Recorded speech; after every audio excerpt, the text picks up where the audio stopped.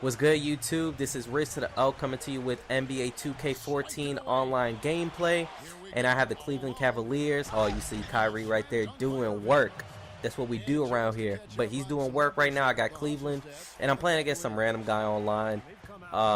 So if he ever watches this video, I apologize. I don't mean like to embarrass you or anything like that. I just didn't know how to take out your name. But to get back to the topic at hand and what I'm trying to do here, I'm making this video just to give my thoughts on NBA 2K14, the gameplay specifically online, and what I think about, it. And you see Kyrie over here about to put a move. Oh no, it's a shot, but he makes it because you know that's what we do around here. Like I said, Kyrie Irving. By the way, he has a big game, 44 points. So I'll let you guys go ahead and see that.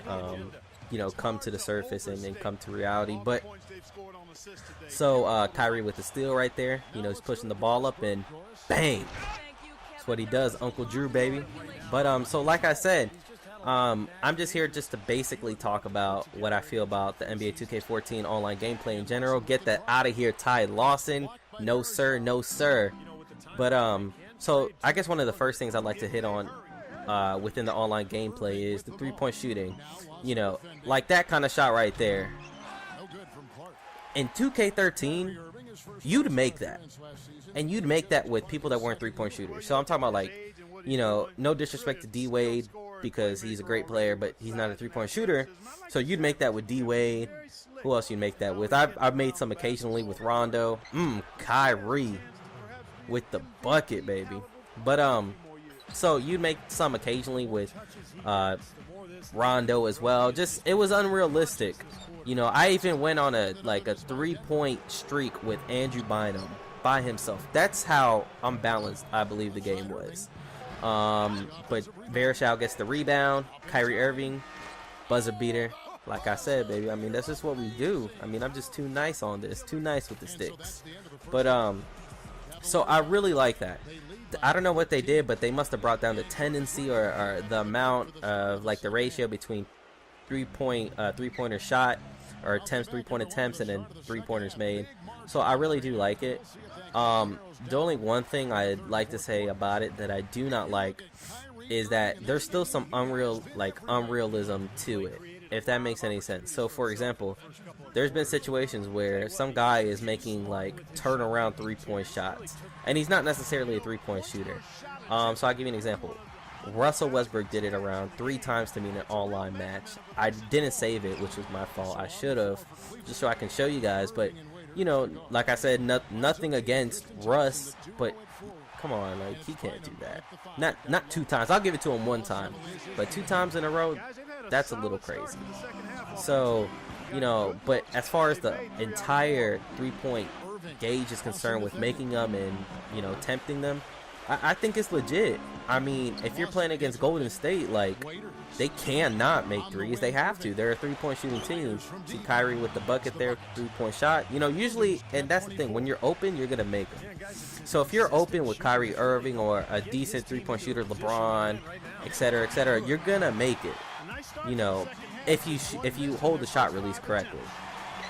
Now, I'm waiting for a block here because I think it happened in this game, because that's actually my next subject, which is blocks in general, but I don't think it's anytime soon, so I'll just touch on the subject right now.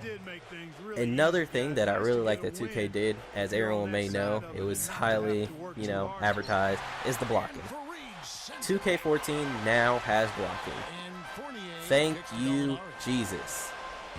Holy crap.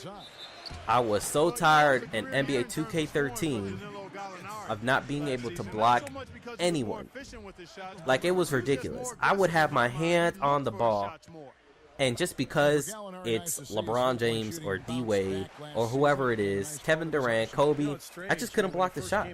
I never blocked a superstar in 2K13. Online. Specifically online, I never blocked a superstar. And I think that's ridiculous.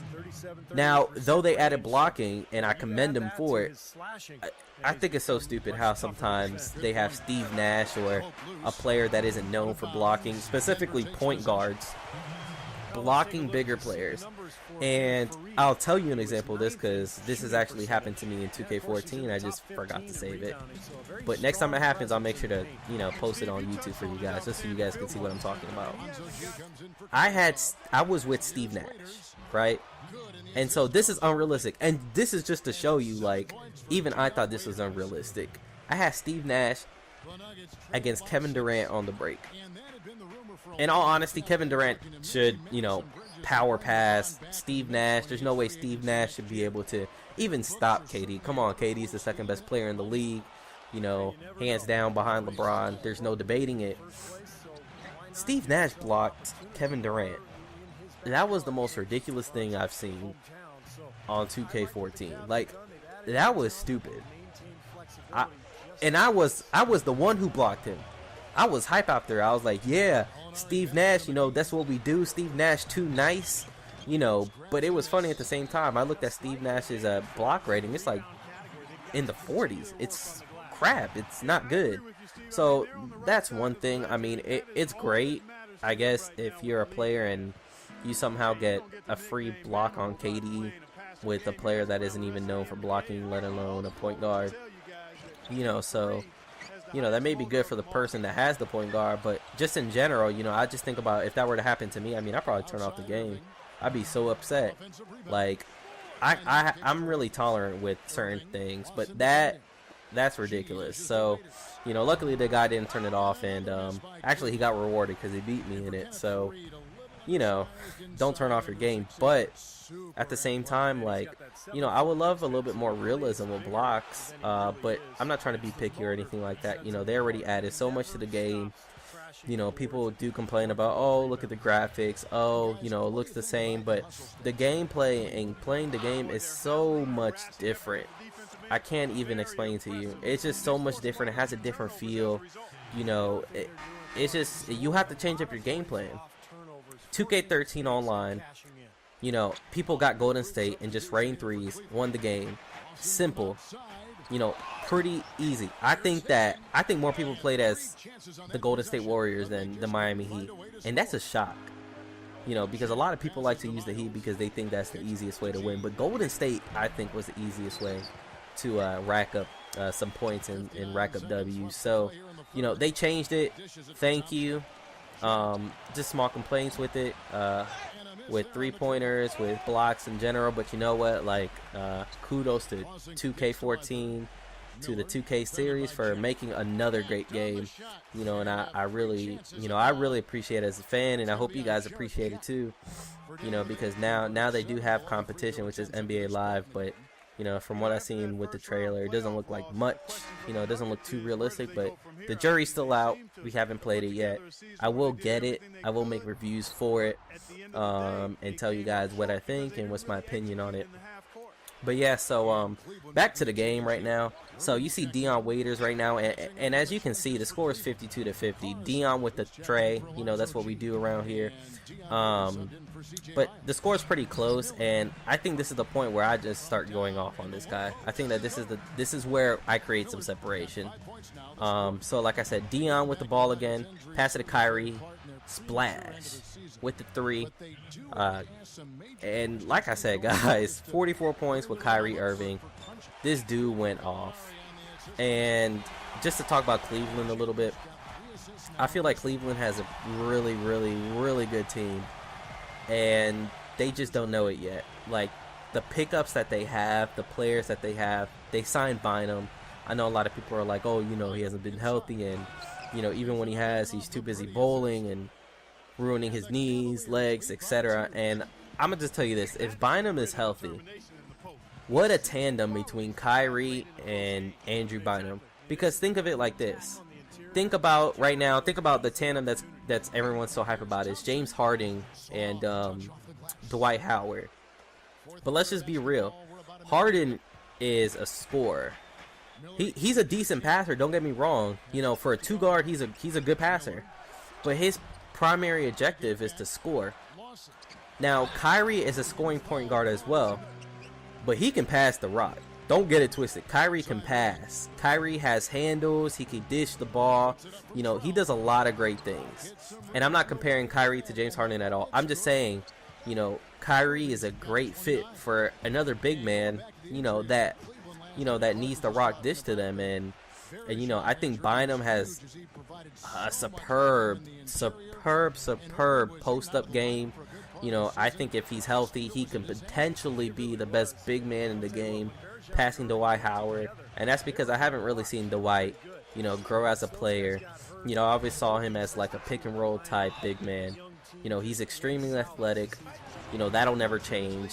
This season, I can see him averaging maybe 18, 12, 14 rebounds, of course, maybe 2-3 assists, if that, 2-3 blocks. So I think he'll be the same Dwight Howard we've seen in Orlando. I think he's going to be better than what he was in LA. But this is a dangerous team right here. Cleveland's a very dangerous team. Like, if they're the 7th, 8th, or 6th seed, if you're Miami, Chicago, well, this is how I have the Eastern Conference in general. Miami, Chicago, Indiana, Nets. I think the only one that's really solidified is Miami for the top spot. Anytime you have the MVP and LeBron James, you have a top 10 player in D-Wade, top 20 player in Chris Bosh, maybe top 25. You're going to be great. I mean, there's just no beating that. Chicago doesn't have anyone other than D Rose. Same thing as Indiana. I would like to see how Danny Granger and Paul George, how they mash up together, and if they can share the rock, because when you think about it, Danny Granger was the star of that team before he got injured. So yeah, I mean, Cleveland's going to be a great team. They're going to be a force to reckon with, and if I was one of the top 5 teams in the NBA for the Eastern Conference, I would not want to play them. Like, that would be the last thing I would want to do. But yeah, so you just saw right there, the guys, he said mercy. I was like, all right, I ain't going to score no more buckets. I hate when people do that, when I'm losing, and then, they just want to continue beating me down more. But yeah, so like I said, Kyrie, 44 points. He went off. You guys are going to see the box score soon. Don't forget to comment, rate, and subscribe. I love to do this more. I'm actually in school, so if you like look at my videos, I've only done this maybe. I've posted this is my 3rd video. So I posted 3 videos in the last 3 weeks, which isn't that great. But I would definitely love to do this more, just talk about NBA in general. I love basketball. I watch every game, even though I'm a Heat fan, primarily because of D-Wade and Alonzo back in the day. But, so yeah, so comment, rate, subscribe. I appreciate you guys watching this. I promise I'll do more commentating for you guys. But, there's the box score, by the way. 44, 4-5, 3 steals. Did have 4 turnovers, so that's the downside. But appreciate it. And like I said, comment, rate, subscribe, and I'm out.